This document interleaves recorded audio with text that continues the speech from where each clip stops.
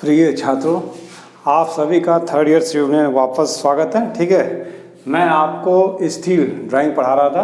Steel drawing में पहले दिन मैंने आपको ट्रस के विषय में बताया था। अब हम आपसे बात करेंगे स्टील कनेक्शंस, यानी कि इस्पातीय जोड़ क्या होते हैं। तो प्राय इस्पातीय जोड़ के लिए हम 3 मेथडों का प्रयोग करते हैं, यानी कि 3 विधियों द्वारा इसको करने का प्रयास करते हैं। पहला होता है बाय रिवेटिंग, दूसरा होता है बाय वेल्डिंग और तीसरा हमारे पास होता है बाय नट एंड बोल्ट्स। अर्थात इस्पात के विभिन्न खंडों को एक दूसरे से जोड़ने के लिए, ठीक है, जब हम रिवेट से अस्थायी जोड़ बनाने का प्रयास करते हैं तो उसे हम रिवेटिंग जोड़ कहते हैं। ठीक है, ये आपका काफ़ी अच्छा माना जाता है।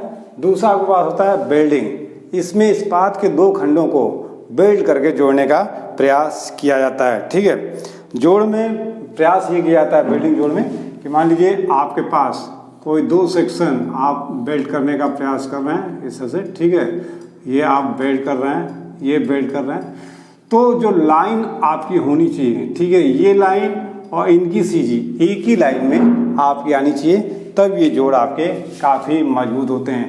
और तीसरे जो होते हैं आपके नट एंड बोल्ट्स होते हैं, जिनकी सहायता से आप करने का प्रयास करते हैं।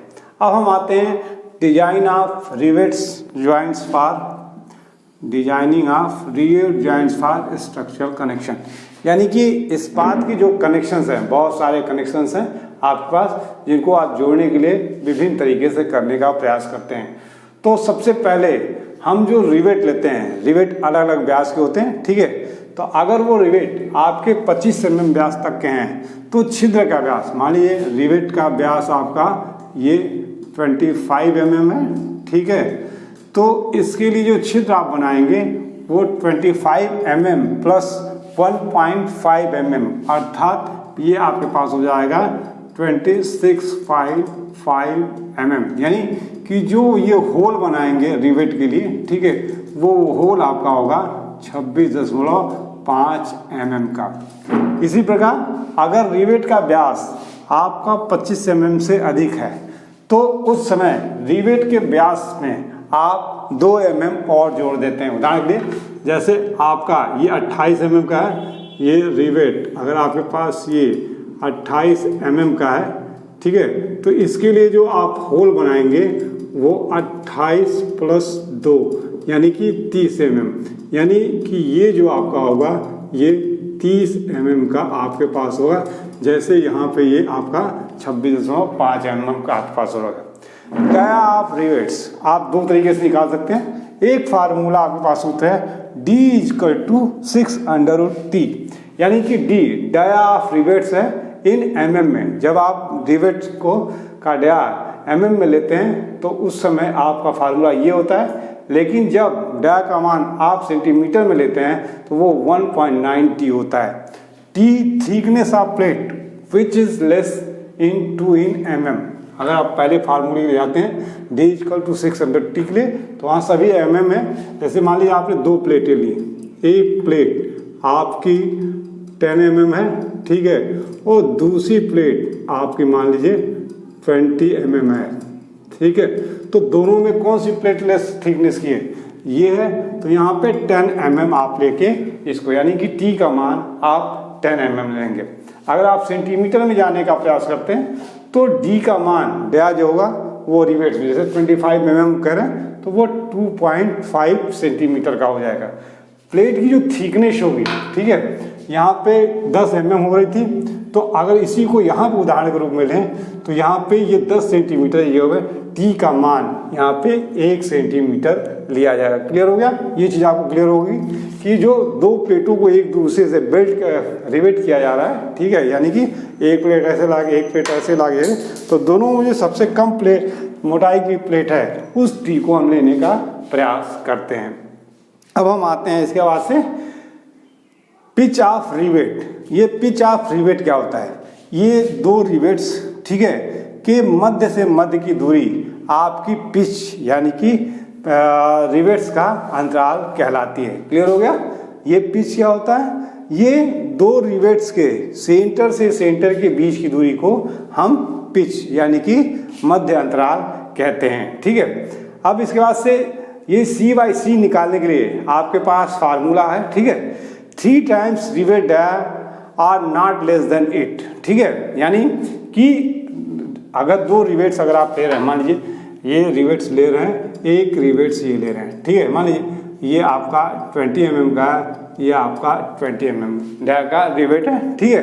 तो इसके बीच की सेंटर से सेंटर की दूरी आप इसका 3 गुना यानी कि 60 mm, 20 mm का है तो ये आपका 60 mm यहाँ पे रखा जाएगा, ठीक है।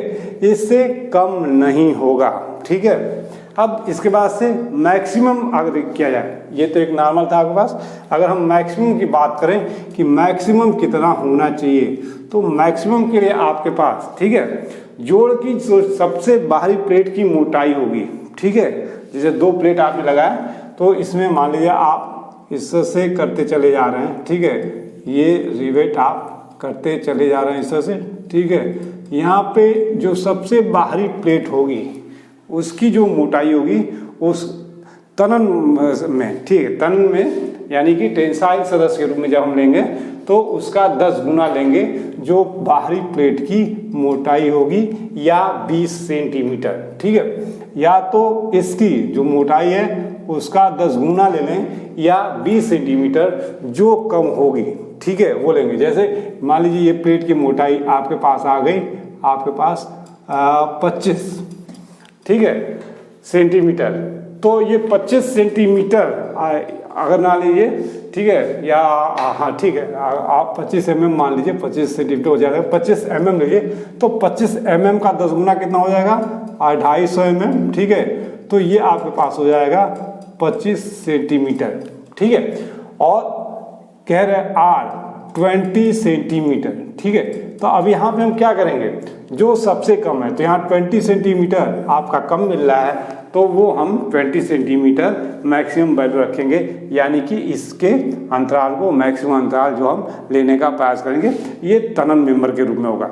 लेकिन जब हम कंप्रेशन मेंबर में जाएंगे, ठीक है, तो जो बाहरी प्लेट की मोटाई होगी उसका 16 गुना, ठीक है। यानी कि अगर हम इस प्लेट को 20 mm मान लें तो 16 गुणे 20, 16 दूनी 32, 320 mm बराबर आपका 32 सेंटीमीटर या 30 सेंटीमीटर जो लेस हुई। तो यहाँ पे क्या हो रहा है, ये 30 सेंटीमीटर लेस हो रही है तो ये 30 सेंटीमीटर की भी ले लेंगे, यहाँ पे 32 की नहीं लेंगे। ठीक वैसे जब इसे यहाँ पे 25 आ रहा था तो 25 न लेके हम 20 ले रहे थे। ये था आपका तनन के रूप में, लेकिन ये जो वैल्यू थी आपकी संपीड़न यानी कि कंप्रेशन मेंबर के रूप में आपके पास होगी।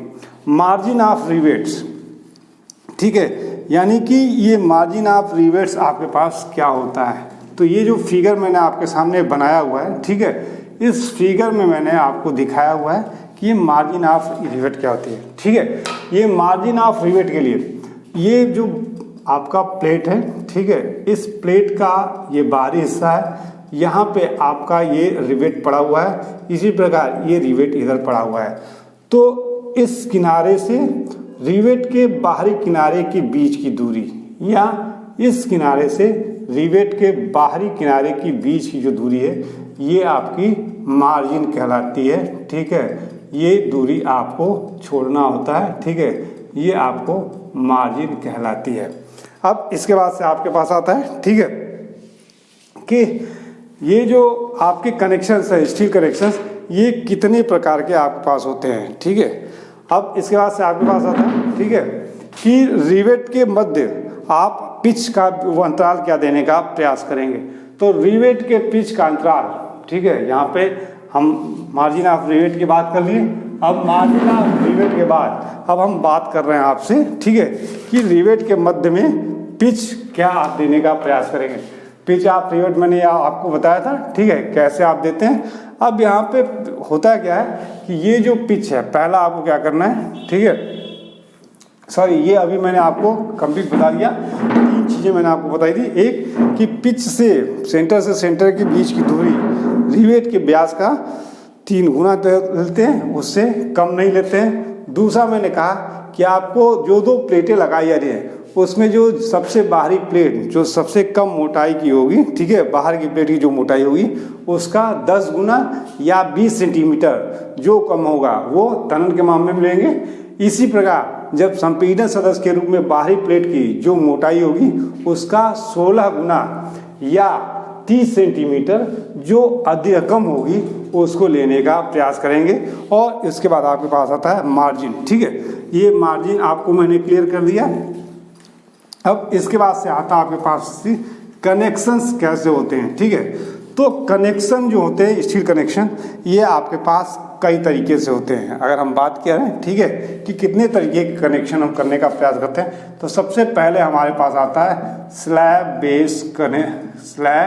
बेस कॉलम कनेक्शन, ठीक है। यानी कि आपके पास स्लैब बेस होगा, यानी जो बेस होगा, ठीक है, वो स्लैब का होगा, आरसीसी का होगा, और उसमें आप आई सेक्शन, ये जो आप मैं सेक्शन दिखा रहा हूँ, जो स्टील के रोले जो जॉइस्ट होते हैं, इनको हम यहाँ पे ज़्यादातर यूज करने का प्रयास करते हैं। या तो पतली पट्टियाँ यूज करते हैं, या ये जो आपके पास आई सेक्शन जो आपका होता है, इस आई सेक्शन को हम यूज करने का प्रयास करते हैं। तो सबसे पहले हमारे पास आता है स्लैब बेस कनेक्शन, ठीक है। इसके बाद आपके पास आता है दूसरा, आपके पास गजेटेड बेस कॉलम कनेक्शन, ठीक है। ये आपके पास फिर आपके सामने आता है गजेटेड बेस कॉलम कनेक्शन, ठीक है। फिर तीसरा आपके पास आता है कॉलम टू कॉलम, यानी कि कॉलम से कॉलम को आप जोड़ने का प्रयास करते हैं, ठीक है। फिर आपके पास चौथा आपके पास आता है कॉलम टू बीम, यानी कि आपके पास कॉलम से बीम को जोड़ना होता है। ये दो तरीके का होता है, ये या तो आपके पास फ्रेम्ड संरचना होगी, ठीक है, या आपकी सीटेड होगी। इस तरह से आपको करने का प्रयास करेंगे। और पांचवा आपके पास होता है beam to beam connection, beam to beam connection. ये आपके पास ये चीज़ें आपके सामने आएंगे, ठीक है। इस सभी चीज़ों में आपको मैं बता दूं कुछ चीज़ें, जैसे गजेट बेस के प्लेट की बात करेंगे तो गजेट प्लेट आपके एक इस्पात की होगी, ठीक है। अगर हम आपको रोल्ड स्टील जॉइस्ट की बात करेंगे तो वो आपका ये जो आपके आई सेक्शन होते हैं इस्पात के खंड, इन खंडों का हम ज़्यादातर प्रयोग करने का प्रयास करेंगे किसी भी उसमें, ठीक है। स्लैब बेस का मतलब आपका जो बेस होगा वो आपका कंक्रीट का बेस होगा, ठीक है। इस कंक्रीट के बेस में आप नट बोल्ट लगाएंगे, ठीक है, प्लेट लगाएंगे। प्लेट लगाने के बाद आप अपने इस खंड को, जो आपका आई सेक्शन है, इस आई सेक्शन को आप यहाँ पे खड़ा करेंगे। इनको खड़ा करने के लिए आपको क्या करना होगा, साइड से आपको क्लिट एंगल्स आपको लगानी होंगी, ठीक है। ये इक्वल और इक्वल सेक्शंस की हो सकती हैं, और फिर इन्हें आप रिवेटिंग करने का प्रयास करेंगे, ठीक है। ये हमारे स्लैब बेस में आता है, ठीक है। गजेट बेस में आपका थोड़ा चेंज हो जाता है, ठीक है। यानी कि जो कॉलम को हम खड़ा करते हैं और उनको और उनके उसमें, ठीक है, आप क्या करते हैं, इस्पात की पट्टियों को डालने का प्रयास करते हैं। इस तरीके से ये आपके पास कनेक्शंस आते हैं। अब हम बात करेंगे इसमें थोड़ा सा, ठीक है, कि आपके पास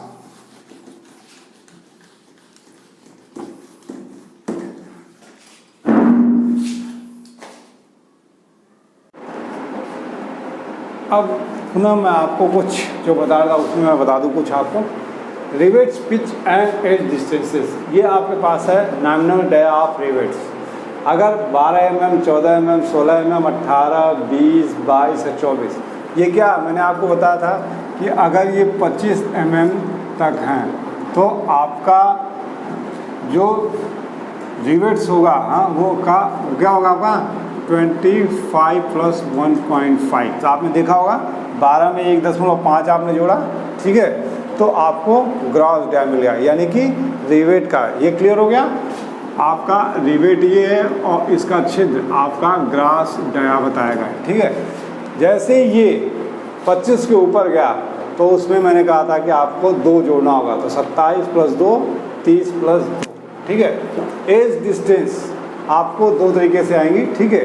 ये फार्मूला बेस्ड है, ये आपको बताया गया है कि अगर 12 mm की ले रहे हैं तो एज डिस्टेंस क्या है आपकी, ठीक है, आपका जो यहाँ से ये जो आपने बनाया है तो यहाँ से यहाँ तक की दूरी आपकी एज डिस्टेंस का। मार्जिन क्या थी आपकी, मार्जिन आपकी ये थी छिद्र के बाहर से बाहरी से, लेकिन एज डिस्टेंस क्या है, यहाँ से लेके रिवेट के मध्य तक की दूरी आपकी, ये आपकी क्रमशः 19, 25, 29, 32, 32, 37, 44, 51 और 57 है।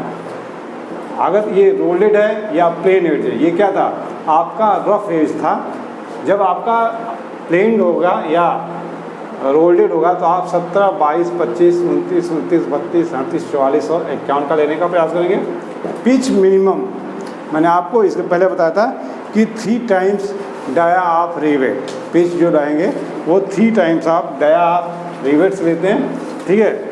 यहाँ पे मिनिमम आपको रखना होगा, ठीक है, 2.5 times dia of rivet hole, यानी कि जो डाया का रिवेट होल आपने बनाया है, जैसे कि आपने यहाँ 13.5 बनाया है तो इसका 2.5 से करेंगे, ठीक है, वो उतना आपको मिनिमम रखना होगा। अगर आप 3 से करते हैं तो 39 करीब 40 के पास जाएगा, और अगर 13 26 और 5 तो ये आपका 31-32 के पास आएगा।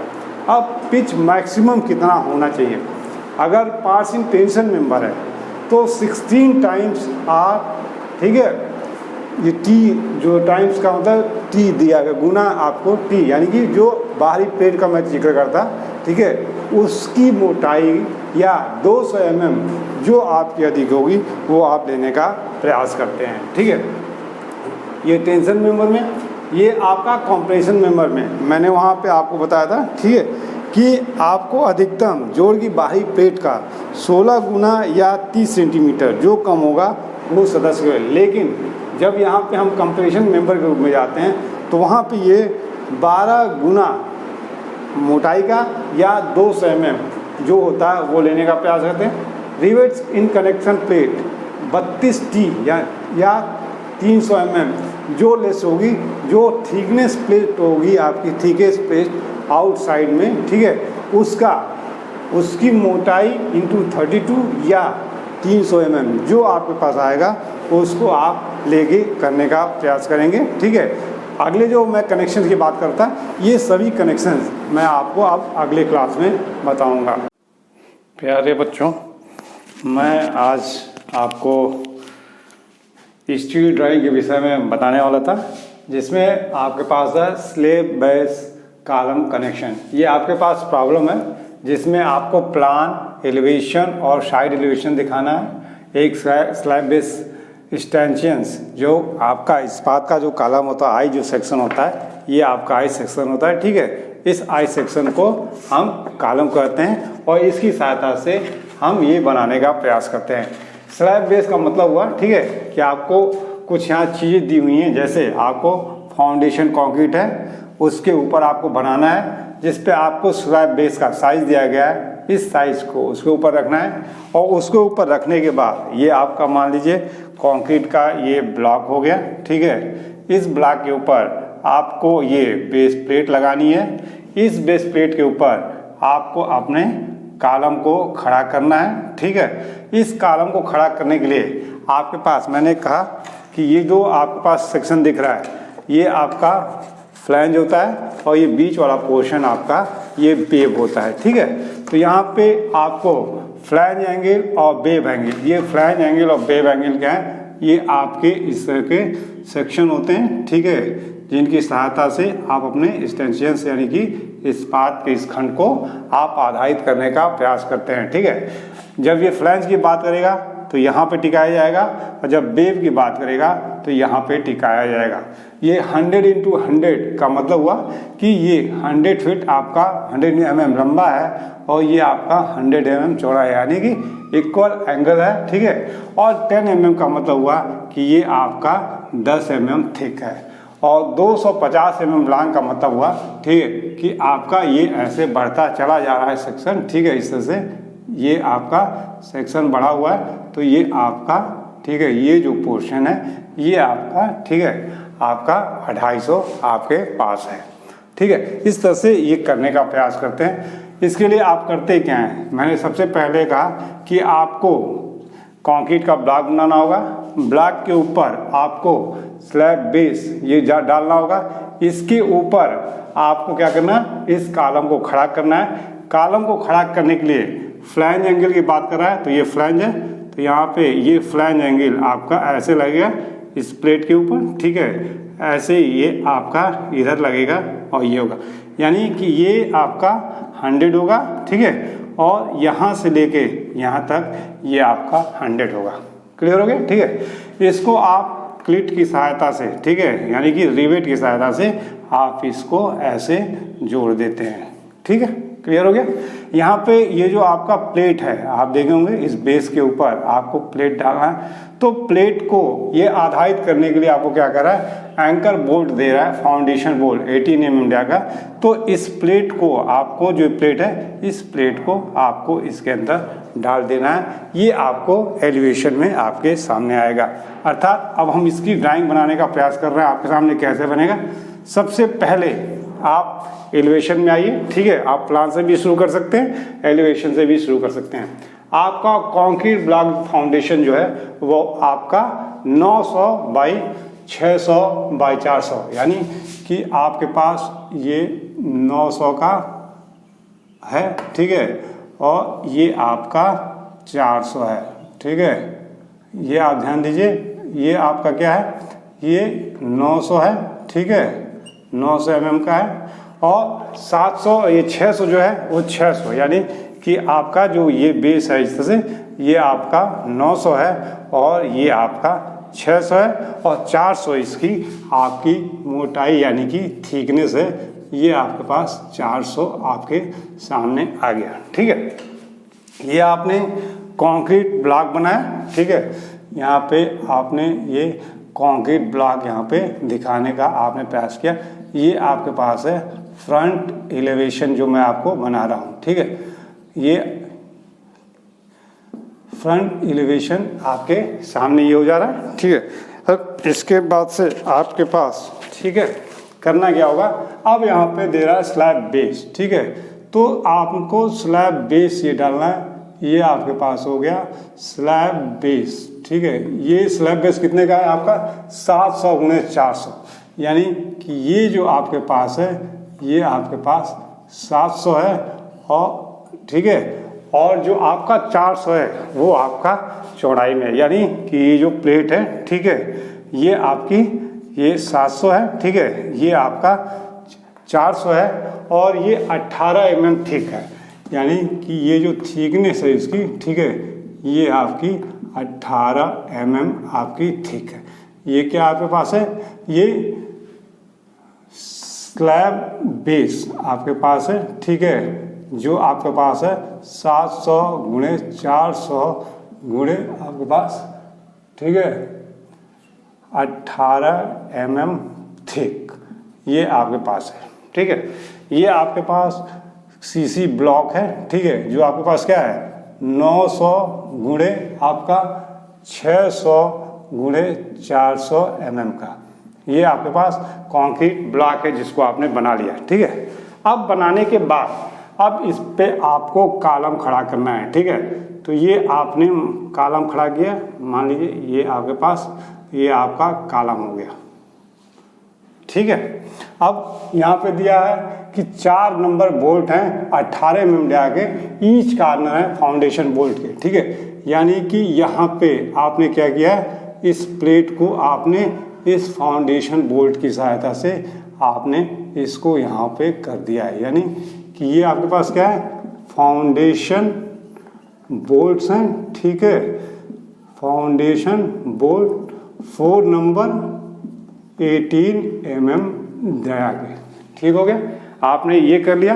अब करने के बाद आपने कॉलम खड़ा किया है, ठीक है। तो जो कॉलम खड़ा किया है, तो ये कॉलम आपने खड़ा किया है, ठीक है। तो ये जो आपका हिस्सा है, ये देखिए, ठीक है, ये आपका यहाँ इसके बाहर से लेके इसके बाहर तक ये आपका 300 mm है, ठीक है, और ये आपका 250 mm है। ये 250 बाई 300 दिया है, ठीक है। तो आपका ये जो पोर्शन है बाहर से बाहर, ये आपका 300 है। 300 में ये आपकी मोटाई भी दिखेगी, ठीक है। तो यहाँ पे मैंने आपको कॉलम कि जो थिकनेस है उस थिकनेस को, आई सेक्शन के थिकनेस को आपको यहाँ पे दिखा दिया। ठीक है, ये आपका कॉलम है। ठीक है, अब यहाँ पे यहाँ से लेके यहाँ तक ये क्या है आपके पास, ये आपके पास 300 mm आपके पास है। ठीक है, ये चीज़ आपके पास हो गई। अब यहाँ पे आपको लगाना है फ्लैंज एंगल। ठीक है, फ्लैंज एंगल आपका 100, फ्लैंज एंगल यहाँ पे लगेगा इस साइड में। ठीक है, तो 100 आपने ये ऐसे करके, ठीक है, ये लिया आपने और ये आपने फ्लैंज एंगल डाल दिया इधर। ठीक है, इसी प्रकार आपने इधर फ्लैंज एंगल यहाँ पे आपने डाल दिया। ठीक है, फ्लैंज एंगल डालने के बाद आपने क्या किया, यहाँ पे इसको रिवेटिंग कर दिया। इस तरह से आपने इसको रिवेट कर दिया, ये रिवेट आपने हो गया। ठीक है, तो ये आपके पास क्या हो गया, फ्लैंज एंगल। ठीक है, जो आपका 100 गुणे 100 गुणे आपका 10 का है। ये 10 क्या है, ये जो है आपके पास, ठीक है, ये आपका 10 mm आपका है। ठीक है, ऐसे ही ये आपका 10 mm आपका ठीक है। ठीक है, ये यहाँ से लेके यहाँ तक ये आपके पास कितना है, ये 100 है। ठीक है, ऐसे ही आपका ये जो पोर्शन है यहाँ से लेके यहाँ तक, ठीक है, ये आपका 100 है।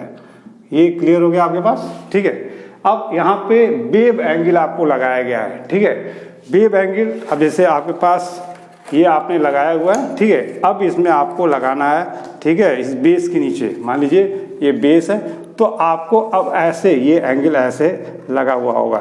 ठीक है, तो आप सामने से देखेंगे तो क्या दिखेगा, ये मोटाई दिखेगा और ये ऊंचाई आपको दिखेगी। अर्थात अब आपको, ठीक है, ये आपके पास इस तरह से ये आपको वेव एंगल दिखा। ठीक है, ये आपकी मोटाई दिखी जो मैंने कहा आपको। ठीक है, कि आपके पास ये सेक्शन है, सेक्शन आपका। ठीक है, तो आपने सामने से देखा तो ये मोटाई दिखी और इसी मोटाई के ऊपर ये आपको टॉप दिखा, तो ये चीज़ आपको दिखा, तो ये आपको दिखा। ठीक है, अब इसको आपने क्या किया, यहाँ पे इस से ये प्लेट से आपने कर दिया। ठीक है, ये क्लियर हो गया। आपकी ये चीज़ें हो गई, आपका फाउंडेशन बन गया। फाउंडेशन बोर्ड डाल दिया आपने कॉलम खड़ा कर दिया, स्लैब बेस आपने ये स्लैब डाल दिया। ठीक है, और उसके बाद फ्लैंज और वेव एंगल का कर दिया।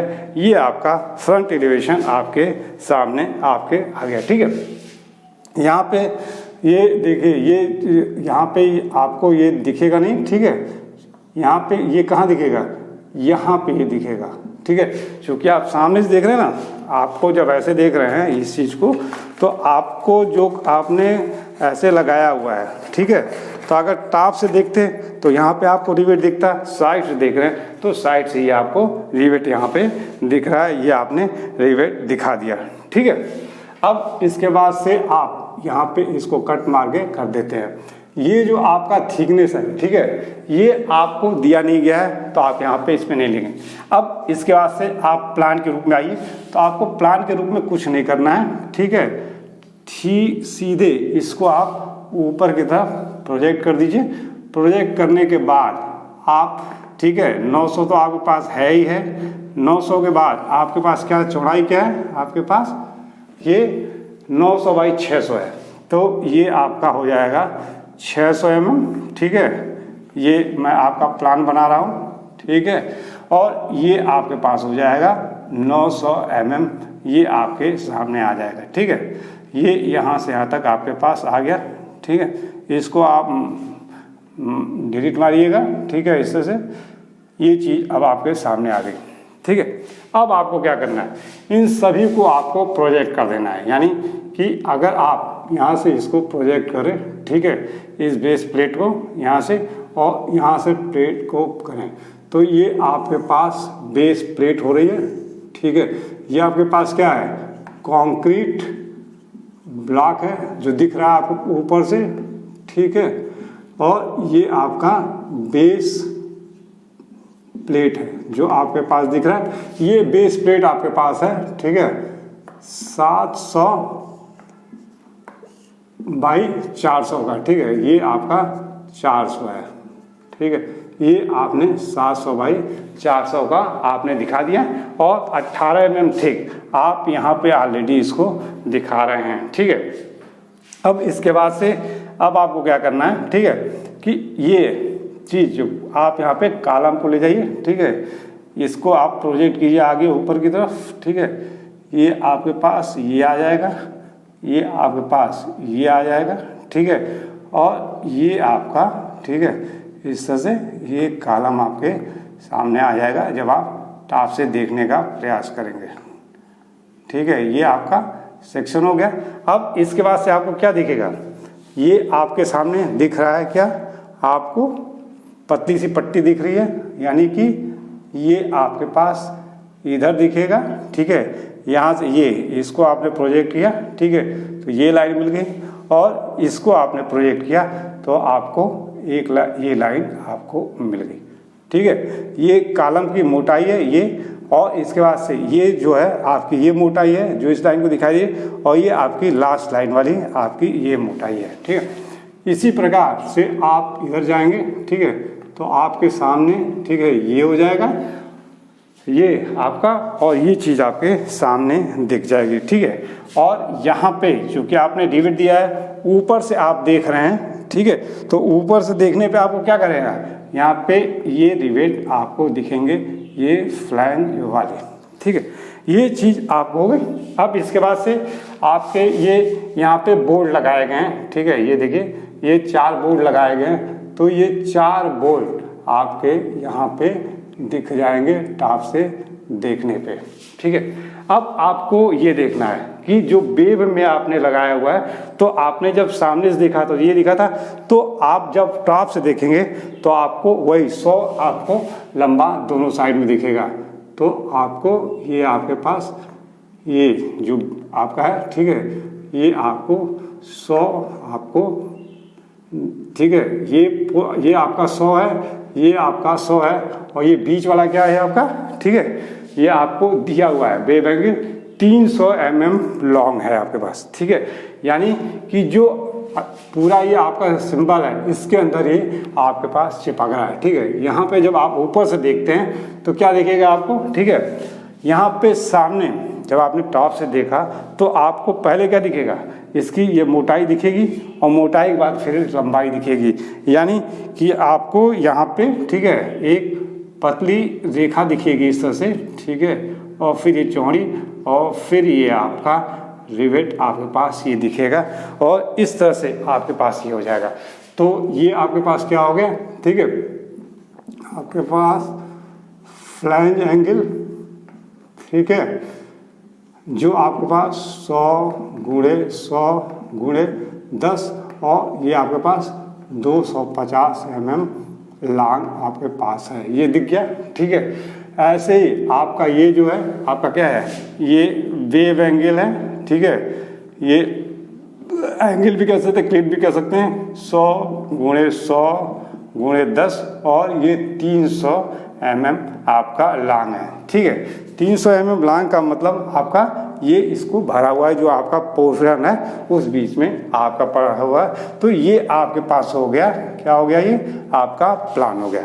अब आप साइड एलिवेशन में जाएंगे तो आपको कुछ नहीं करना है। ठीक है, आपको इन्हीं चीज़ों को आपको आगे बढ़ा देना है। ठीक है, इन चीज़ों को आप आगे बढ़ाइए। ठीक है, आप यहाँ पे क्या देखेंगे, जब आप अब इस साइड से देखने का प्रयास कर रहे हैं, इस साइड से, तो इस साइड में आप ऐसे देख रहे थे। ठीक है, तो आपको क्या दिखेगा, सबसे पहले ये 400 दिखे, वो 400 तो आपकी ये गहराई दिख गई, यहाँ 900 यहाँ पे दिखा हुआ है। ठीक है, तो 900 के बाद 600, तो ये आपके पास 600 हो जाएगा। ठीक है, ये आपका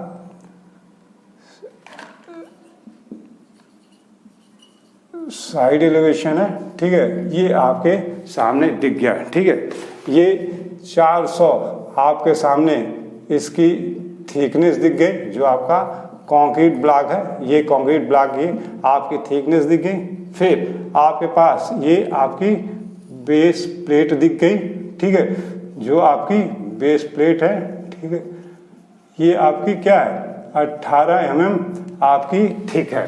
बेस प्लेट क्या है आपके पास, 700, यहाँ पे ये यहाँ से यहाँ तक आपको क्या दिख रहा था, ये यहाँ से यहाँ तक आपको 700 दिख रहा था, ठीक है। जब आप साइड से देखेंगे तो 400 है, ठीक है। तो ये यहाँ पे आपके सामने ये 400 आपके सामने आ जाएगा। यहाँ पे ये आपके क्या हो जाएंगे, ये आपके जो बोल्ट्स हैं, ठीक है, ईच कॉर्नर पे, वो ईच कॉर्नर वाले आपके बोल्ट आप दिखा देंगे इस तरह से करके, ठीक है।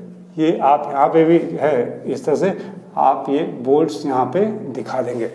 अब इसके बाद से अब आपको कॉलम को खड़ा करना, तो आपको कॉलम यहाँ पे, ठीक है, मध्य से आप जाइएगा तो ये मध्य से आपको ये कॉलम आपके पास खड़ा हो जाएगा।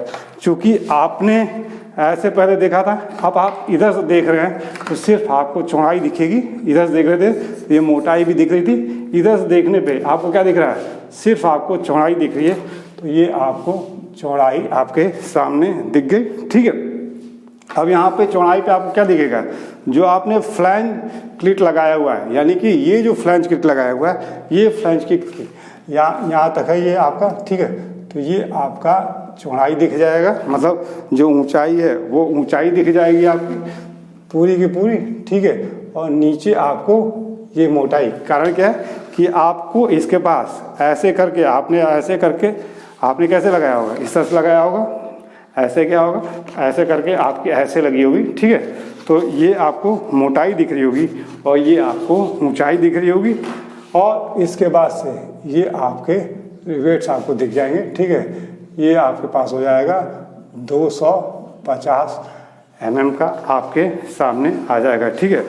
और ये आपका जो है ये आपके पास फ्लैंज एंगल या फ्लैंज क्लिट आपके सामने 100x10 mm, ठीक है। और आपके पास ये है फ्लैंज एंगल आपके पास है 250 mm लॉन्ग का, ठीक है।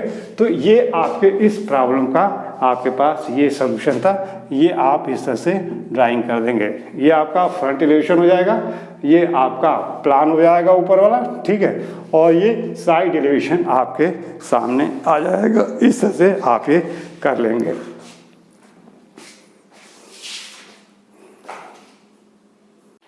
ये आपके पास दूसरा प्रॉब्लम है जिसमें आपको प्लान एलिवेशन और साइड एलिवेशन स्लैब बेस का ही आपको करना है, ठीक है।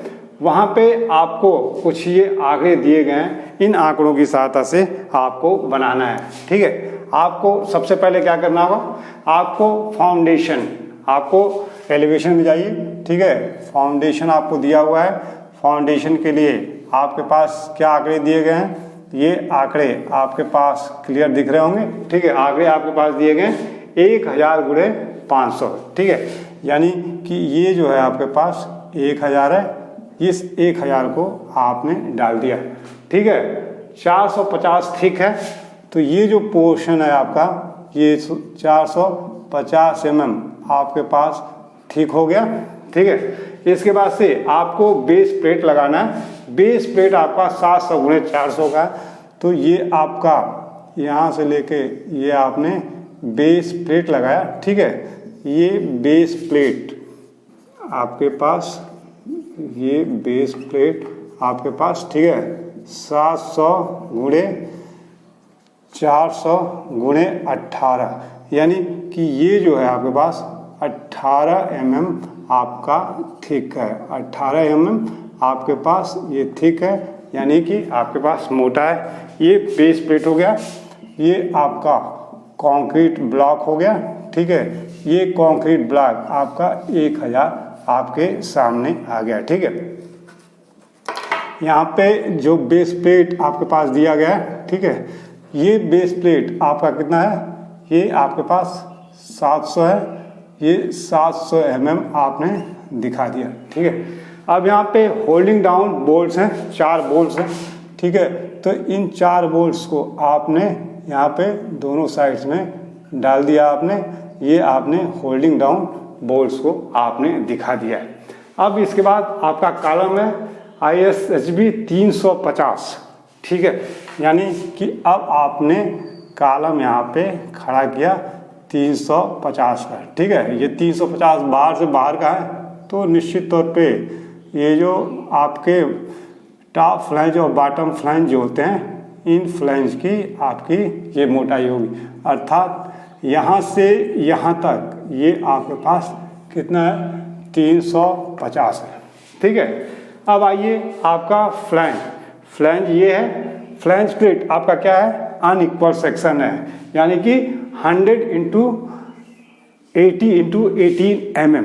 ठीक है, यानी कि जो सेक्शन आपके पास है वो आपका 100 ये है, यहाँ से यहाँ तक आपका 100 है। ठीक है, और ये आपका 80 है, और इस तरह से आपका ये एंगल है, और ये जो थिक है ये आपका 18 mm आपके पास थिक है। ठीक है, अब करते क्या है, अस्थायित्व देने के लिए यहाँ पे, ठीक है, सबसे पहला जो बड़ा वाला हिस्सा होता है, ठीक है, यानी कि 100 वाले को ये लेते हैं। ठीक है, ये 100 वाला, और ये आपका 80 वाला। ठीक है, यानी कि यहाँ से यहाँ तक ये जो आपके पास है, ये आपके पास क्या है, 80 है, और यहाँ से लेके यहाँ तक ये आपका 100 है, और ये जो थिकनेस आपके पास है वो आपकी 18 mm की आपकी थिकनेस है। ये आपने ISHB जो आपके पास है, ये है ISHB 350 at 661.2 kg पर मीटर का। ठीक है, यहाँ पे थिकनेस ऑफ फ्लैंज और थिकनेस ऑफ वेव आपको दिया गया है, तो थिकनेस ऑफ फ्लैंज आपका ये है 1.6 हो गया। हाँ, और वेव आपका ये जो है ये आपका वेव पर आता है, तो ये वेव आपका क्या है, 8.3 mm है। ठीक है, इसकी मोटाई आपकी 11.6 mm है, और इसकी मोटाई आपकी 8.3 mm आपके सामने है। ठीक है, अब आपने इसी तरीके से आपने इधर किया, ठीक है, और इसको करके आपने किया, और फिर यहाँ आपने क्या किया, ये आपने रिवेटिंग कर दिया। ठीक है, इस तरह से आपने ये रिवेट लगा दिया। ठीक है, ये तो काम आपने किया, ये आपने क्या किया, फ्लैंज लगाया। अब वेव क्लिप भी आपका 100 इंटू 80 का है। ठीक है, तो यहाँ पे वेव के लिए आपको क्या करना पड़ेगा, ये आपका 100 हो जाएगा। ठीक है, ये आपका 80 किस पे होगा, आपको इस साइड वाले में 80 होगा। ठीक है, यहाँ पे आप देख रहे होंगे तो ये आपको मोटाई दिख रही होगी, और ये आपको यहाँ पे ये चीज़ आपके सामने आ जाएगी। ठीक है, तो ये आपके पास क्या हो गया, ये आपके पास वेव क्लिट या वेव एंगल हो गया। ठीक है, जो 100 गुणे 80 गुणे 18 mm थिक है। ठीक है, अब ये आपका क्या हो गया, ये फ्रंट एलिवेशन आपका बन गया, फ्रंट एलिवेशन आपके सामने तैयार हो गया। ठीक है, अब इसका प्लान बनाना है, तो प्लान के लिए आपको सबसे पहले क्या करना पड़ेगा, आपको यहाँ से आप इसको आगे ले जाइए। ठीक है, इसको लीजिए और इसको लीजिए, यानी कि ये जो लाइन होगी, ठीक है, आपकी इसके सामने होगी, और ये लाइन आपकी ठीक इसके सामने होगी, यानी कि ये आपके सामने हो जाएगा 1000 का ये हो जाएगा। ठीक है, और आपका 500 का ये आपके सामने हो जाएगा। ये क्या है आपके पास, कंक्रीट ब्लॉक है, ये कंक्रीट ब्लॉक आपके सामने है, जो 1 2 4 का बना हुआ है। ठीक है, जो आपका 450 mm आपका थिक यानी कि मोटा है, जो आपको एलिवेशन में दिख रहा है। अब इसके बाद से अब आपको बेस प्लेट दिखानी है। ठीक है, तो बेस प्लेट आपका ये बेस प्लेट हो गया। ठीक है, ये बेस प्लेट आपका कितने का है, ये आपके पास यहाँ पे बेस प्लेट आपको दिया हुआ है 700। ठीक है, तो ये जो आपके पास है ये आपके पास 700 mm हो गया, और आपके पास है 400 mm, तो ये आपके पास हो गया 400 mm। ठीक है, ये आपके सामने बेस प्लेट हो गया। ठीक है, जो आपका 700 गुणे 400 गुणे 18 mm थिक, यानी कि ये 18 mm आपके सामने मोटाई है, ये आपके सामने हो गया। ठीक है, अब ये ये चार बोल्ट लगे हुए हैं, तो होल्ड डाउन बोल्ट, ये 4 नंबर आपके यहाँ पे आ गए। ठीक है, 4 नंबर्स। ठीक है, आपका है ये 18 mm डाया ईच कार्नर, यानी कि प्रत्येक कार्नर पे आपका ये बना हुआ है। अब आपको क्या करना है, अब आपको इसको प्रोजेक्ट कर लेना है, यानी कि जो आपका ये कॉलम है, ये कॉलम आपने प्रोजेक्ट किया, ठीक है, और कॉलम आपने अपना इस तरह से बना दिया, ठीक है, इस तरह से आपने ये किया और ये आपने कॉलम बना दिया। अब कॉलम के बाद ये आपका सामने देखिए, ठीक है, ये आपको इधर से आप लेके जाएंगे तो ये हो जाएगा, और इधर से ये लेके जाएंगे तो आपका ये हो जाएगा, यानी कि इस चौड़ाई में अब आपका ये जो फ्लैंज क्लिट है, ठीक है, ये फ्लैंज क्लिट आपके सामने आ गई, ठीक है। फ्लैंज क्लिट के साथ साथ क्या है, ये आपको सामने से देखेंगे तो ये मोटाई भी दिखेगी, तो ये मोटाई आपकी यहाँ पे दिख गई, ये मोटाई आपकी यहाँ दिख गई। ये आपका जो रिवेट है वो रिवेट आपको यहाँ पे दिख गया, ठीक है। अब आपको दिखाना है वेव क्लिट, ठीक है, तो वेव में आपको फिर आपको इस तरह से ये करना होगा, ठीक है, ये समान बराबर का, ये आपका ऊपर से देखेंगे तो मोटाई आपकी दिखेगी, ठीक है, और मोटाई दिखने के बाद से आप क्या करेंगे, ये चीज़ आप फिर रिवेट दोनों साइड में आपको दिखेगा, ठीक है। तो ये था आपका प्लान। अब साइड एलिवेशन में जाना है तो आप इसी को आगे बढ़ा लीजिए, ठीक है, ये आपके साइड एलिवेशन की बात कर रहे हैं हम। ये साइड एलिवेशन में आपको क्या करना है, ठीक है, ये आपको कॉलम बनाना है, ठीक है। साइड एलिवेशन में आपको क्या दिखेगा, यहाँ पे आप 1000 देख रहे हैं, 1000 गुणे कितने का, ये 500 का है, तो ये जो आपके पास हुआ, आपके पास ये 500 हो जाएगा, ठीक है। मोटाई आपकी 450 की हो जाएगी, ठीक है। इसके ऊपर आपको क्या होगा, ये आपको प्लेट दिखेगा, बेस प्लेट आपको दिखेगा, ठीक है, जो आपको कितना है 18 mm, ठीक है। यहाँ पे आपके ये चारों कार्नर के आपके डाउन बोल्ट दिखेंगे, ये आपको दिख गया, ठीक है।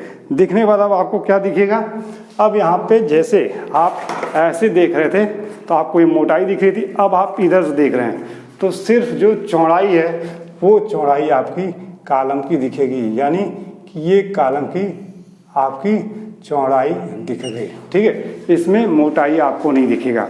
अब आपको क्या दिखेगा, यहाँ पे जैसे ही आपने लगाया इधर से, ठीक है, इधर से इस साइड से देख रहे हैं, अब आपको सिर्फ आपको फ्लैंज क्लिट आपको दिखने वाली है, तो वो फ्लैंज क्लिट आपकी इस तरह से होगी, ठीक है, ये आपकी फ्लैंज क्लिट हो जाएगी और यहाँ पे ये आपका हो जाएगा। तो इस तरीके से आपके सामने ये हो जाएगा, ठीक है। ये आपका 400 है, 400 क्यों है, ठीक है, कि ये 700 गुणे 400 का है, 700 आपका यहाँ दिख रहा था, ठीक है, 18 में दिख रहा था, 400 है तो ये 400 आपको दिखा, ठीक है। और इस तरह से आपका ये कंप्लीट हो गया। ये कॉलम आपका, ठीक है, कॉलम ISHB, ठीक है, आपके पास क्या है 350 है, ठीक है, इंटू आपके पास ये 200 का है, तो ये आपने दिखा दिया, ठीक है। इस तरह से आप इस चीज़ को कंप्लीट कर लेते हैं और इस तरह से ये आपका कंप्लीट हो गया।